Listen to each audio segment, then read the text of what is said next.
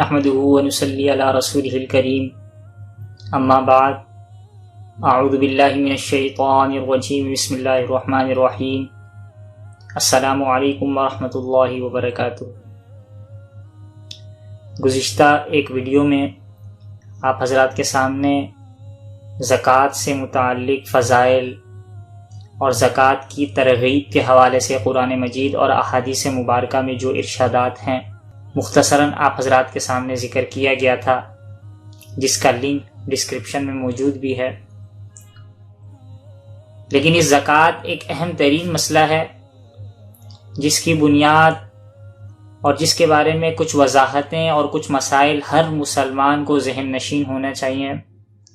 لہذا اسی حوالے سے آج آپ حضرات کے سامنے 3 بنیادی چیزوں کو انشاءاللہ ذکر کرنے کی کوشش کروں گا کہ نمبر 1 زکوٰۃ کس شخص پر واجب ہے، نمبر 2 زکوٰۃ کا مال کون سا ہے، اور نمبر 3 کہ اس مال کے کتنی مقدار پر زکوٰۃ واجب ہوگی، یعنی اس کا نصاب کیا ہے۔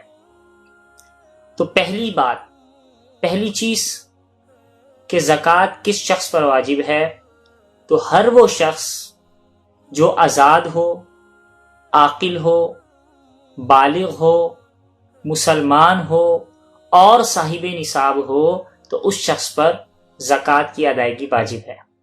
آزاد، عاقل، بالغ، مسلمان تو سمجھ میں آ جاتا ہے۔ صاحب نصاب کا مطلب کیا؟ جس کے پاس وہ مال ہو کہ جس مال پر زکوٰۃ واجب ہوتی ہے، اور اس مال کی اتنی مقدار ہو کہ جتنی مقدار پر زکوٰۃ کا وجوب ہو جاتا ہے، تو ایسے شخص کو صاحب نصاب کہا جاتا ہے۔ اب وہ شخص مرد ہو، عورت ہو، کوئی بھی ہو، آزاد، عاقل، بالغ، مسلمان اور صاحب نصاب۔ اب جیسا کہ صاحب نصاب میں ذکر کیا گیا کہ اس شخص کے پاس اموال زکوٰۃ میں سے کوئی مال نصاب کے برابر ہو۔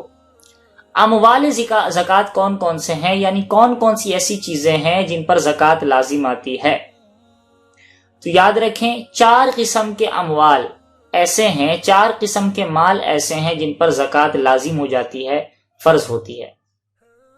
نمبر 1 سونا، نمبر 2 چاندی، نمبر 3 روپیہ پیسہ نقدی، اور نمبر 4 مال تجارت۔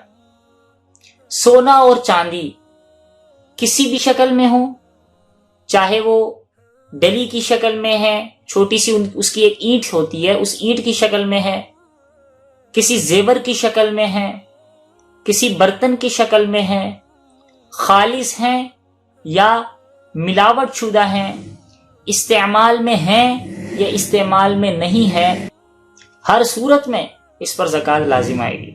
سونا اور چاندی یہ دونوں چیزیں ایسی ہیں کہ جس کی وضاحت کر دی۔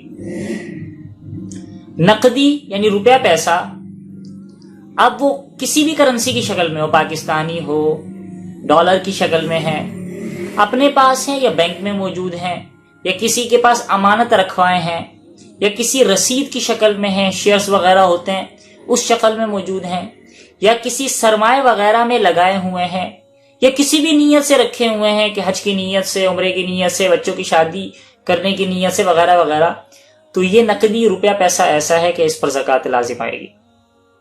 چوتھی چیز جو ذکر کی تھی مال تجارت، مال تجارت پر زکوٰۃ لازم آتی ہے 2 شرائط کے ساتھ۔ نمبر 1 کہ وہ مال جو بیچنے کی نیت سے خریدا ہو، میں نے کوئی چیز خریدی، میری نیت یہ ہے کہ میں اسے بیچ دوں گا۔ دوسری شرط یہ کہ اس کی بیچنے کی نیت بھی برقرار ہو، میری نیت تو تھی کہ میں اس پلاٹ کو بیچوں گا، لیکن اس کے بعد میں نے اس میں رہائش اختیار کر لی، بیچنے کی نیت ختم ہوگی، تو اس پر زکوٰۃ لازم نہیں ہے۔ تو مال تجارت، بات سمجھیں، مال تجارت جیسے کوئی شخص جو ہے کوئی پلاٹ خریدتا ہے، کوئی انویسٹمنٹ کرتا ہے، اور پلاٹ خریدتے وقت اس کی نیت ہوتی ہے کہ میں نے اسے بیچنا ہے، مجھے اچھا گاہک لگے گا تو میں اسے بیچ دوں گا، تو اس صورت میں اس پلاٹ کی مالیت پر، اس کی قیمت پر زکوٰۃ لازم ہوگی۔ لیکن اگر پلاٹ خریدتے وقت، کوئی جائیداد خریدتے وقت نیت مقرر نہیں ہے کہ بھئی اگر کوئی اچھا گاہک آ گیا تو بیچ دوں گا، یا کرائے پر دے دوں گا، یا بنا کر رہائش اختیار کر لوں گا، کوئی متعین چیز نہیں ہے، تو اس پر زکوٰۃ لازم نہیں ہوگی جب تک وہ اسے بیچتا نہیں ہے۔ تو بہرحال مال تجارت یعنی ہر وہ چیز کہ جس کو خریدا ہو بیچنے کی نیت سے اور بیچنے کی نیت برقرار ہو، ایسے مال تجارت پر زکوٰۃ لازم ہوتی ہے۔ تو یہ 4 قسم کے اموال ہیں: سونا، چاندی، نقدی یعنی روپیہ پیسہ، اور مال تجارت۔ یہ تو ہے اموال زکوٰۃ۔ اب نصاب زکوٰۃ کیا ہے؟ تیسری چیز، یعنی نصاب کا مطلب کہ یہ جو 4 چیزیں ذکر کی گئی ہیں، سونا، چاندی، روپیہ پیسہ، مال تجارت، اس کی وہ کون سی مقدار ہے کہ جس مقدار کے ہوتے ہوئے زکوٰۃ لازم ہوگی؟ تو یاد رکھیں کہ اگر صرف سونا ہے تو صرف سونے کے لیے ضروری ہے کہ کم از کم 7.5 تولہ سونا ہو تو زکوٰۃ لازم ہوگی، 7.5 سے کم ہو تو زکوٰۃ لازم نہیں ہوگی۔ اور اگر صرف چاندی ہے تو چاندی کے لیے ضروری ہے کہ کم از کم 52.5 تولہ ہو، 52.5 تولہ سے کم ہوگی تو اس پر زکوٰۃ لازم نہیں ہوگی۔ صرف چاندی اور صرف سونے کی بات کی گئی ہے۔ اب تیسری چیز نقدی روپیہ پیسہ، چوتھی چیز مال تجارت۔ اس کا کوئی نصاب بذات خود مقرر نہیں ہے، اتنی بات ہے کہ نقدی روپیہ پیسہ یا مال تجارت، اس کی مالیت سونے چاندی میں سے کسی کے نصاب کے برابر بھی ہو جائے، اور عام طور پر چاندی کے نصاب کے برابر دیکھا جاتا ہے نقدی، کہ اگر نقدی یعنی روپیہ پیسہ 52.5 تولہ چاندی کی مالیت کے یعنی قیمت کے برابر آ گیا، یا مال تجارت 52.5 تولہ چاندی کی قیمت کے برابر آ گیا، تو اس صورت میں اس نقدی، اس روپے پیسے پر، اس مال تجارت پر زکوٰۃ لازم ہو جائے گی۔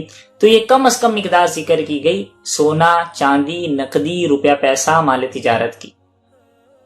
اب زیادہ کی کوئی حد مقرر نہیں ہے۔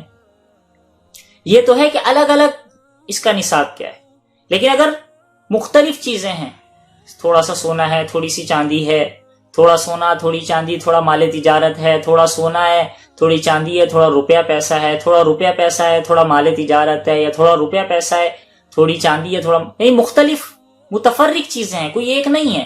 تو وہ ان متفرق چیزوں کے، ان 4 اموال میں سے متفرق چیزوں کی کل مالیت اگر 52.5 تولہ چاندی کے برابر ہو جائے یا اس سے زیادہ ہو جائے تو اس پر بھی زکوٰۃ لازم آ جائے گی۔ اچھا، یہاں پر جو ذکر کیا جا رہا ہے کہ 52.5 تولہ چاندی کی مالیت کے برابر ہو جائے، مطلب کیا ہے؟ مطلب یہ ہے کہ 52.5 تولہ چاندی کی قیمت مارکیٹ میں جس وقت یہ زکوٰۃ نکال رہا ہے کیا ہے؟ مثال کے طور پر فی تولہ چاندی، اگر مارکیٹ میں دیکھیں وقت کے اعتبار سے چاندی سونے کا جو قیمت ہے، جو مالیت ہے، وہ چینج ہوتی رہتی ہے۔ مثال کے طور پر مارکیٹ میں 1 تولہ چاندی 1000 روپے کی ہے، تو 52.5 تولہ چاندی 52,500 روپے کی ہوگی۔ تو اس کا مطلب کیا ہوا؟ اس کا مطلب یہ ہوا کہ جس شخص کے پاس 52,500 روپے ہوں تو اس شخص پر زکوٰۃ واجب ہو جاتی ہے، یا مال تجارت 52,500 روپے کے برابر ہو تو زکوٰۃ واجب ہو جاتی ہے، یا یہ جو 4 چیزیں ہیں ان 4 میں سے 2، 3 یا 4 متفرق ہوں اور اس کی مالیت، اس کی رقم، اس کی قیمت 52.5 تولہ چاندی یعنی 52,500 کے قریب ہو جائے، 52,500 کے برابر یا اس سے زائد ہو تو ایسے شخص پر زکوٰۃ واجب ہو جاتی ہے۔ یہ میں نے ایک مثال دی ہے، ورنہ فی تولہ چاندی، فی تولہ سونے کی قیمت وقت کے اعتبار سے، تاریخ کے اعتبار سے، زمانے کے اعتبار سے چینج ہوتی جاتی ہے، اسی اعتبار سے اس مسئلے کو دیکھنا ہوگا۔ تو یہ تھا زکوٰۃ کا نصاب کہ صرف سونا 7.5 تولہ، صرف چاندی 52.5 تولہ، نقدی روپیہ پیسہ، یا ان 4 اموال میں سے کوئی 2، 3 یا 4 ان کی مالیت اگر 52.5 تولہ چاندی کے برابر ہو جائے تو ایسے شخص پر زکوٰۃ لازم ہو جاتی ہے۔ تو لہٰذا نصاب بھی ذکر کیا گیا، اموال زکوٰۃ بھی ذکر کیا گیا۔ اب ہر وہ شخص جس کے پاس اموال زکوٰۃ میں سے کوئی بھی مال نصاب کے برابر ہو جائے، مقدار کے برابر ہو، ایسے شخص کو صاحب نصاب کہا جاتا ہے اور اس شخص پر زکوٰۃ لازم ہو جاتی ہے۔ یہ بنیادی چیز ہے زکوٰۃ کے بارے میں، اور ہم میں سے ہر مسلمان کے ذہن میں یہ چیزیں ہونی چاہیے۔ پھر اس کی آگے تفصیلات ہیں کہ اس مال میں مزید کون کون سی شرائط ہونی چاہیے، ان کا کیا مطلب ہے، انشاءاللہ العزیز وہ آئندہ ذکر کی جائیں گی۔ اللہ رب العزت عمل کی توفیق نصیب فرمائے۔ والسلام علیکم ورحمۃ اللہ وبرکاتہ۔